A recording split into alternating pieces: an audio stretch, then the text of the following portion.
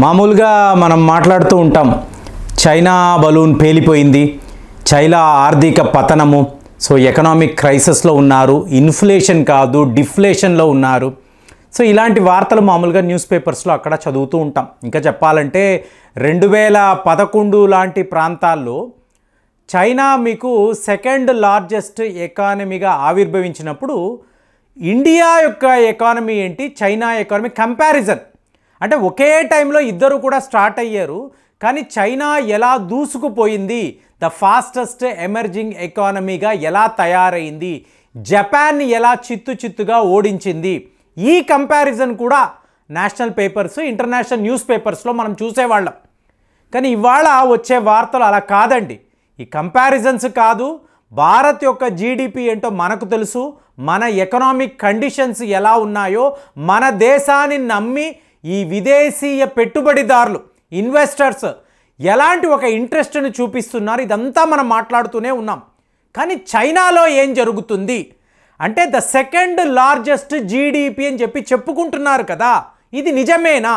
నిజంగానే చైనా అలాంటి ఒక సిచ్యువేషన్లో ప్రస్తుతము ఉందా లేదా, వాళ్ళు పతనమైపోతున్నారా అంటే ఒక ఊహించని డిస్ట్రక్షన్ అనేది చైనాలో జరుగుతుందా అంటే చూడండి ఫ్రెండ్స్, ఇప్పుడు చైనా యొక్క ఆర్థిక పరిస్థితిని గమనిస్తే నిజంగానే చైనా అనబడే బలూన్ వాళ్ళు ఏం చేశారు అంటే అమెరికాకు ధీటుగా మేము కూడా మంచి గ్రోత్ రేటును సాధించాలి అనుకున్నారు. అంటే ఆర్థికంగా మీకు చైనా చాలా ఒక స్ట్రాంగ్ కంట్రీ అని చెప్పి ప్రపంచానికి చూపించాలి. కాబట్టే కదా సెకండ్ పొజిషన్కి వెళ్ళారు. మనం ఏం మాట్లాడతాం, వరల్డ్స్ ఫ్యాక్టరీ ఈజ్ చైనా అంటాం. ఇవాళ భారత్ని ఏమంటున్నాము, the new China of the world. China లాగే భారత్ కూడా తయారవుతుంది అంటే అలాంటి కంపారిజన్ ఇక్కడ కరెక్ట్ కాదండి. ఇప్పుడు చైనా వాడు ఏం చేశాడు అంటే రియల్ ఎస్టేట్ రంగాన్ని నమ్ముకున్నాడు, అంటే కన్స్ట్రక్షన్ రంగం.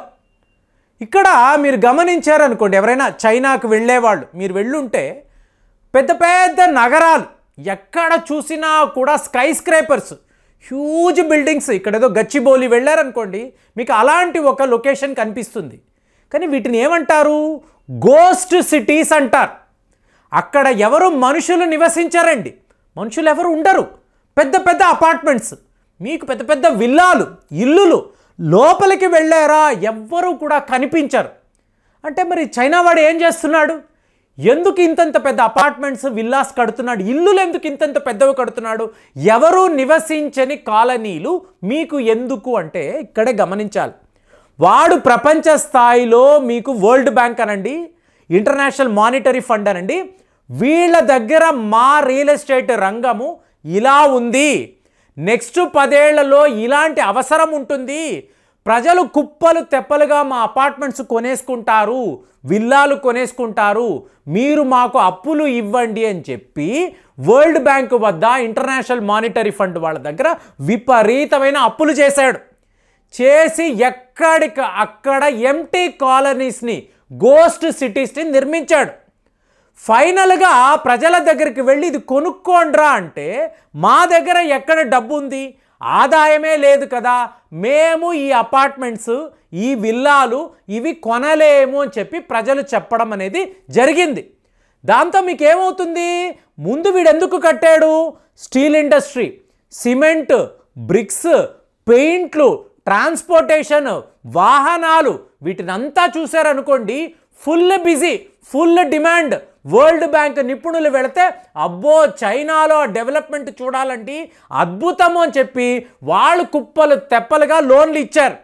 సో ఇవాళ అక్కడ ఎవరు ఆక్యుపై చేయడము లేదు అంటే మీకు ఒక విచిత్రం చెప్పమంటారా, అమెరికా పాపులేషన్ తీసుకోండి, దానికి 10 times మీకు ఎక్కువ ఇల్లులు ఖాళీగా ఉన్నాయి.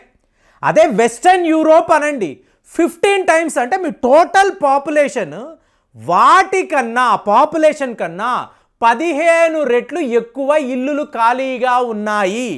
ఇది చెప్తే ఎవరు నమ్మరు, ఇది చైనాలో వాస్తవం. రియల్ ఎస్టేట్ రంగము కుప్ప కూలిపోవడానికి ఇదే కారణం. అంటే ఎవర్ గ్రాండే అనబడే సంస్థ గురించి మీరు వినే ఉంటారు. 81 బిలియన్ అమెరికన్ డాలర్స్ ప్రస్తుతము నష్టములో ఉండే ఒక చైనా రియల్ ఎస్టేట్ దిగ్గజ సంస్థ. అలాగే కంట్రీ గార్డెన్ అంటారు. దగ్గర దగ్గర 8 బిలియన్ అమెరికన్ డాలర్స్ నష్టాల్లో ఉన్నారు. చిన్న చితకా సంస్థలు బిల్డింగ్లు కట్టేశారు, విల్లాలు కట్టేశారు, ఎవరు కొనుక్కోవడం లేదు. అక్కడేమో అప్పులు పెరుగుతూ ఉన్నాయి, అప్పులు కట్టడానికి డబ్బులు లేవు, దాంతో డిఫాల్ట్ అయిపోయారు. సో ఇలాగ రియల్ ఎస్టేట్ రంగంలో ఉండే వాళ్ళందరూ వరస పెట్టి డిఫాల్ట్ అవ్వడంతో బ్యాంకింగ్ వ్యవస్థ మీద ఈ ఒత్తిడి, ఈ ప్రెషర్ ఎలా ఉంది అంటే, జస్ట్ ఇమాజిన్ ఫ్రెండ్స్, మీరు ఒక బ్యాంకులోకి వెళ్ళారు, నాకు ₹1,00,000 కావాలండి, ఇదిగోండి అని విత్డ్రా చేయాలని మీరు ఆ స్లిప్ ఇచ్చారు. బ్యాంకు వాడు చెప్తున్నాడు, మా దగ్గర డబ్బులు లేవండి, వచ్చే నెల రండి అంటే మీకు ఎలా ఉంటుంది? అదేంటయ్యా నా డబ్బు కదా తిరిగి ఇవ్వు అంటే, మా దగ్గర డబ్బులు లేవండి, మీరు వచ్చే నెల వచ్చి 1,00,000 తీసుకోండి అంటే మీరు నమ్ముతారా? మీరు ఒప్పుకుంటారా? 100 మందిని అడగడానికి వచ్చారు, వెంటనే పోలీసులు వస్తారు, ఇక్కడ డబ్బు లేదు మర్యాదగా వెళ్ళిపోండి అని చెప్పి బెదిరిస్తారు.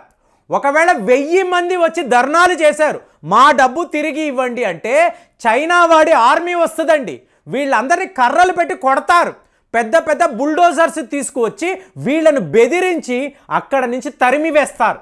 అంటే బ్యాంకింగ్ వ్యవస్థ ఎలా కుప్ప కూలిపోతుందో చెప్పడానికి 1000 మంది గుమి కూడి మా డబ్బులు మాకు ఇవ్వండి బాబు అంటే మీకు కర్రలతో కొట్టి తరిమే పరిస్థితి ఇవాళ చైనాలో. ఎందుకు ఇలా జరిగింది? అక్కడ రియల్ ఎస్టేట్ రంగము అనేది కుప్ప కూలిపోయింది, గోస్ట్ సిటీసే మిగిలేయి, ఆకుపై చేయడానికి ఎవరూ లేరు. మెల్లమెల్లగా ఈ వార్తలు ప్రపంచ స్థాయిలో బ్లూంబర్గ్, వాషింగ్టన్ పోస్టుల్లో ఎక్కడికక్కడ చైనా రియల్ ఎస్టేట్ రంగము దారుణంగా పడిపోయిందన్న వార్తలు రావడంతో ఇవాళ మీకు జీ జింగ్పింగ్ ఏం చేస్తున్నాడు? లోకల్ గవర్నమెంట్ని అడుగుతున్నాడు, ఇమీడియట్గా ప్రజలకు చెప్పండి, ఈ కొత్త ఇళ్ళు నిర్మించాం చూసారా, అందులోకి వెళ్ళిపోమనండి. మరి పాత ఇల్లులు ఏదో ఒకటి చేసుకుందాం, అప్పులు తీసుకున్నాము కదా, వరల్డ్ బ్యాంక్ అడుగుతుంది కదా, ఇమీడియట్గా వీళ్ళని కొత్త ఇళ్లలోకి వెళ్ళిపోమనండి అంటున్నాడు. మరి కొత్త ఇళ్లలోకి వెళ్ళాలంటే ఫ్రీగా ఇస్తావా? ఇవ్వవు కదా, మళ్ళీ డబ్బులు కట్టు అంటావు. అరే బాబు, పాత ఇంటిని మెయింటైన్ చేయడానికే డబ్బులు లేవురా, ఇప్పుడు కొత్త ఇల్లు కొనుక్కొని మేము ఏం చేస్తామని ప్రజలు తిరగబడితే ప్రజలను అణగదొక్కడము, బలవంతము చేయడము, ఇల్లు కొనుక్కొనే తీరాలి, మేము వడ్డీకి ఇస్తాము అంటే ఇదేం ప్రభుత్వము, ఇదేమి దేశము అంటే చైనా పరిస్థితి అదే. ఇవాళ మీరేం మాట్లాడుతున్నారండి? చైనా యొక్క జీడిపి ఎంత? 17.7 ట్రిలియన్ అమెరికన్ డాలర్స్. మరి అప్పులు ఎంత? 23 ట్రిలియన్ అమెరికన్ డాలర్స్. అంటే నీ జీడిపి కన్నా నీ అప్పులు ఎక్కువగా ఉన్నాయి. అలాగే అమెరికా నంబర్ 1 జీడిపి కంట్రీ అని మాట్లాడతాం. ఎంతండి వీళ్ళ జీడిపి? 27 ట్రిలియన్ అమెరికన్ డాలర్స్ అంటారు. అప్పులు అన్నారా? 34 ట్రిలియన్ అమెరికన్ డాలర్స్ అప్పులు ఉన్నాయి. భారత్ని చూశారనుకోండి, 80% మాత్రమే మనము ఈ అప్పులు, అంటే రిస్క్ ఫ్యాక్టర్ అంటారు, రిస్క్ డిస్ట్రెస్ అంటారు, అందులో మనం ఉన్నాం. మరి ఇప్పుడు మీరు చెప్పండి, అసలు సిసలైన రిచ్ కంట్రీ ఎవరు?